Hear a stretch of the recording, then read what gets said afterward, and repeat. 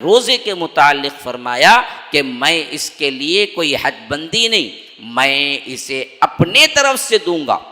جب بادشاہ کسی کو بلا کے خود دیتا ہے تو وہ اس کے اپنے مرتبے کے مطابق دیتا ہے۔ اللہ نے اس کے لیے کوئی خاص ثواب نہیں بتایا، تو اللہ جب بلا کے دے گا تو پھر تو اس کا معاملہ بہت ڈیفرنٹ ہوگا۔ ہاں، فرمایا کہ الصوم لی، روزہ دراصل میرے لیے رکھتا ہے، میرے ڈر میں رکھتا ہے، میرے حکم پہ رکھتا ہے۔ فریج میں کھانا پڑا ہوا ہے، کمرے میں اکیلا بند ہے، کوئی دیکھنے والا نہیں ہے، سخت ترین دھوپ ہے، ابھی گھر میں داخل ہوا ہے، بھوک لگی ہوئی ہے اور بہترین کھانے فروٹ موجود ہیں، لیکن وہ نہیں کھاتا۔ کیوں نہیں کھاتا؟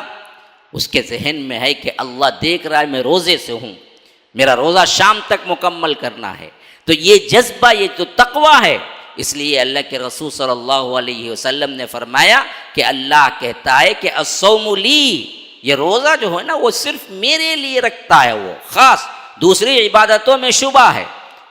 ہو سکتا ہے یہ ریاکاری آ جائے، ہو سکتا ہے لوگوں کو دکھانے کے لیے کر رہا ہو سکتا ہے کوئی اور سیٹ اپ، کیونکہ سامنے نظر آتا، نماز بھی سامنے نظر آتی ہے۔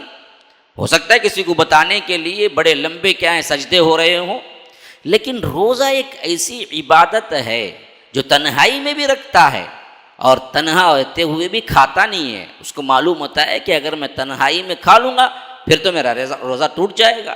تو اسی لیے اللہ کے رسول صلی اللہ علیہ وسلم نے فرمایا کہ الصوم لی، وہ میرے لیے رکھتا ہے تو میں بھی اس کا بدلہ دوں گا۔ اس کا کیا بدلہ یہ اللہ ہی کو معلوم ہے، لیکن جب دینے پہ آتا ہے تو اللہ تبارک و تعالی جیسے بادشاہ اپنے مرتبے کے لائق دیتے ہیں، یہ شہنشاہوں کا شہنشاہ جب ہمارے لیے روزے کے ثواب دے گا تو یاد رکھیے پھر اس کو جہنم یا جہنم کی آگ بھی سونگنی پڑے گی، یہ ہو ہی نہیں سکتا۔ جب بادشاہ بلا کے کسی کو تحفہ دے اور پھر اس کے بعد کہے کہ جا جیل کو جا، تو یہ ہمارے دماغوں میں آ نہیں سکتی یہ بات کہ ایک طرف وہ تحفہ بھی دے، دوسری طرف وہ جیل میں بھی ڈالے۔